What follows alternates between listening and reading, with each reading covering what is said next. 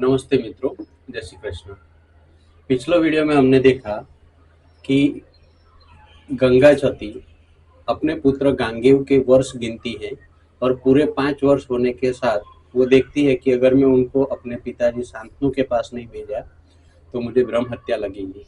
तो अपने पुत्र को लेके राजा शांतनु के पास आती है। इससे आगे हम देखते हैं। पिता समय सुत उभो कीधो बोल्या मुख गंगाय, લ્યો પતિ પુત્ર તમ તણો આ થાવ છું હું વિદાય। સંતનું કહે સુત ઉછેરો આવી વસો મુજવાસ, ગંગા કહે રાખવી હોય તો સુતનો કરો વિનાશ। સંતનું કહે સંચરો પાછા ગંગા તયા વિદાય, ગાંગેવજીને ઉછંકે લીધો વેમ પડ્યો મનમાય।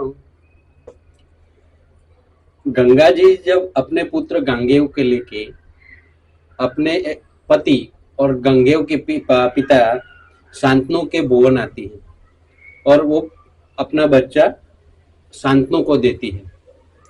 शांतनु उसको लेके बोलता है कि हे सती, आप यहाँ आओ और इस बच्चे का उछेर करो।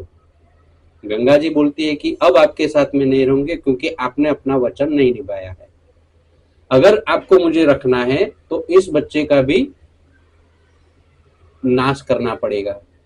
अब शांतनु तो उसके लिए तैयार थे ही नहीं पहले से, तो उन्होंने गंगा सती को बोल दिया कि सती जी आप जाइए, मैं बच्चे को बड़ा कर लूंगा। अब बच्चा आके उसकी गोद में बैठता है शांतनु की, और शांतनु को शक होता है कि वही तो बच्चा नहीं जो सुबह मैंने देखा था। शांतनु को शक हुआ, उसका वहम हुआ और वो देखता है बच्चे का मुंह। बोलो बेटा आज गंगा ने तटे तू हतो के नहीं वारू, गांगेय कहे निशान तोड़्यो ए पिता पराक्रम मारू। सांभळी शांतनु प्रसन्न थयो आ सुत राक्षे नाम, एवे समय त्या आवी उबा बलवंत परशुराम। अब बच्चे को लेके पिताजी और बच्चे बात कर रहे हैं और बच्चा बोलता है हाँ पिताजी, आप जो सोच रहे हैं कि सुबह में जो निशान के 3 टुकड़े किए थे वो मैं ही हूँ, मैं ही आपका लड़का गांगेय हूँ। पिता खुश होता है, बहुत खुश होता है कि ये बच्चा मेरा नाम करेगा, मुझे नामना दिलाएगा, प्रसिद्धि दिलाएगा। ऐसा सोच के वो अपने गोद में लेके बच्चे को बैठे ही होते हैं कि तब परशुराम, जिसने 21 बार पृथ्वी को नक्षत्री की थी, वो परशुराम वहां पर आते हैं और उनको देख के शांतनु राजा प्रणाम करते हैं। राजाए ओटी आदर कीधो आवो अशरणा शरण, एटले उठी गंगा नंदन प्रेम थी पड़िया चरण। जोई परशुराम आनंद पाम्या पुत्र गणो होशियार, संतनु राजा सौंपी दे मुने विद्या भणाऊ अपार। जब संतनु राजा ने परशुराम को प्रणाम किया तो गांगेय ने भी खड़े होके परशुराम के पैर छुए। तो परशुराम को ये अच्छा लगा। परशुराम ने सोचा कि ये लड़का बलवान होगा, तो राजा को बोलता है कि तू ये लड़का मुझे दे दे, मैं उसे विद्या पढ़ाऊंगा और उसे इतना पारंगत बनाऊंगा कि वो हर क्षेत्र में होशियार होगा। संतनु कहे सूत तमारो लई जाओ सुख रूप, गांगेय जी ने तेड़ी ने चाल्या गुरुजी आप अनूप। પોતાના મઠમાં લાવીને રાખ્યો ભણાવી પૂર્ણ વિદ્યાય, બાણાવળી બનાવી સોંપ્યો સંતनु राजा ने त्याय। अब परशुराम उस वक्त के बहुत बड़े गुरु थे। परशुराम उस वक्त के बहुत बड़े गुरु थे और उनके पास जब कोई लड़का, कोई क्षत्रिय विद्या पढ़ता है तो उनके लिए वो गर्व की बात होती है। परशुराम वो 5 साल के बच्चे को लेके जाते हैं, उसके सारी विद्या पढ़ाते हैं, उसको राजकाज कैसे करना पढ़ाते हैं, अस्त्र शस्त्र सिखाते हैं, उसको सामाजिक व्यवस्था कैसे रखनी चाहिए वो सब सिखाते हैं। और कुछ साल बाद शांतनु राजा को वापस देने के लिए आते हैं।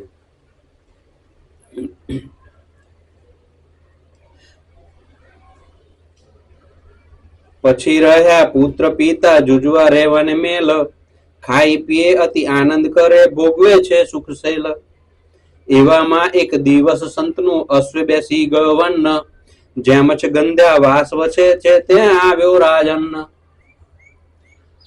अब शांतनु राजा उसके बच्चे को परशुराम जी ने पूरी बाण विद्या पढ़ाई, बाकी सब ज्ञान दिया और वापस दिया। वो अलग अलग अपने महल में रहते हैं और राजकाज चलाते हैं। इसमें एक दिन ऐसा होता है कि शांतनु राजा घोड़े पे सवार होके उस वन में जाता है जहां पे मच्छगंधा रहती है। एवे कस्तूरी सुवास आवी, कस्तूरो मृग जाण्यो, हस्त दौड़ाव्यो झूंपड़ी ऊपर सर राजाए ताण्यो। એટલામાં મચ્છગંધા દીઠી, અહો આ કોઈ નારી। રાજાએ એને પૂછવા માંડ્યું, તું કોની છે કુમારી। राजा जंगल में गया तो मच्छगंधा को एक आशीर्वाद था कि उसकी नाभि से वेद व्यास जी के प्रकट होने के बाद कस्तूरी फैल रही थी।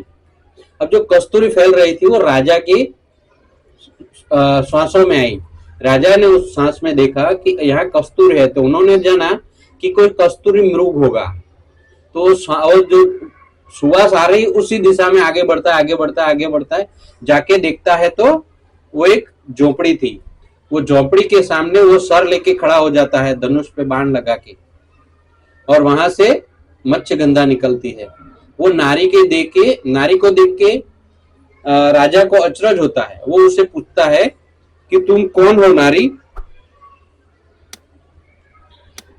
और किसकी कुमारी हो।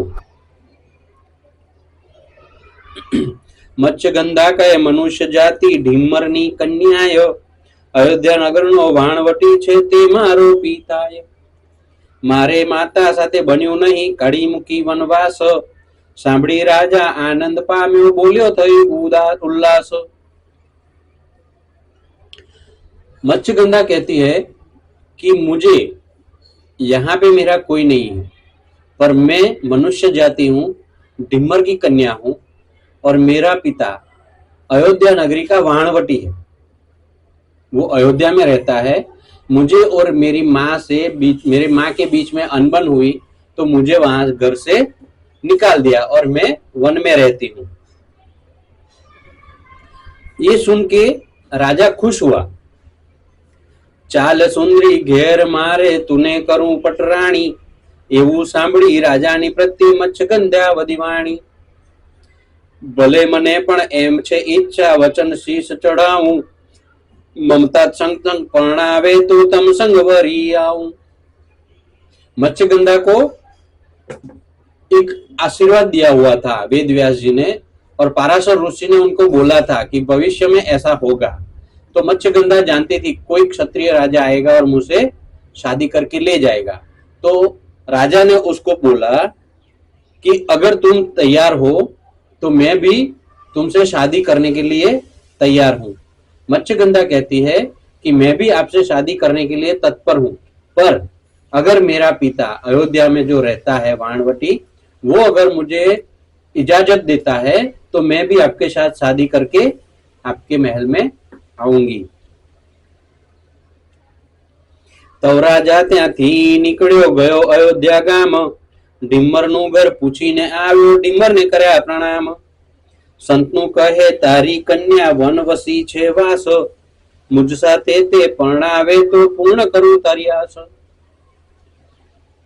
राजा वहां जंगल से निकल के सीधा अयोध्या जाता है। अयोध्या में जाके वो ढिम्मर को ढूंढता है, उसके घर पे जाता है, ढिम्मर को प्रणाम करता है और बोलता है कि तेरी जो कन्या है मच्छगंधा, जो जंगल में रहती है, मैं उससे शादी करना चाहता हूं। अगर तुम मुझे इजाजत देते हो, तुम्हारी जो परमिशन है, अगर इजाजत है, तो मैं तुम्हारी लड़की से शादी करने के लिए तत्पर हूं।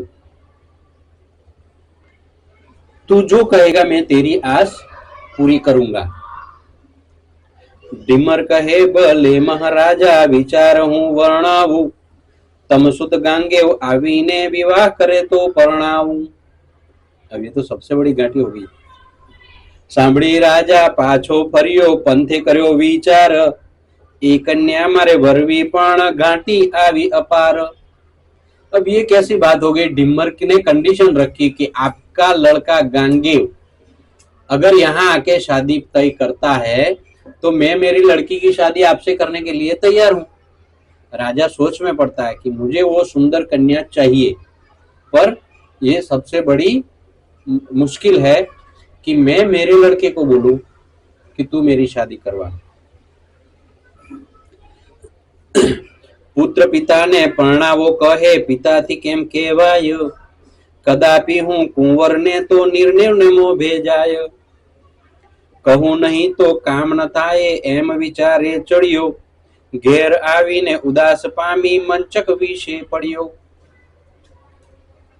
अब ये गांठी हो गई, एक मुश्किल आई, एक गांठ पड़ गई कि मुझे शादी करनी है, पर मेरा लड़का भी तो बड़ा है। मैं लड़के को कैसे बोलूं? अगर बेटा बाप को बोलता है कि मुझे शादी करनी है तब तक तो ठीक है, पर यहाँ तो उल्टा हो गया। बाप बेटे को बोलता है कि तुम मेरी शादी करवाओ, मेरे बेटे तुम जाओ और मेरी शादी तय करके आओ। राजा सोचते पूरे रास्ते में सोचता है, सोचते सोचते सोचते उदास हो जाता है और महल में आके पलंग में जाके सो जाता है। प्रधाने आवीने पेर पूछी, केम पड्या छो नाथ, संतनु कहे प्रधान मारी शू कहूं दुखनी वात।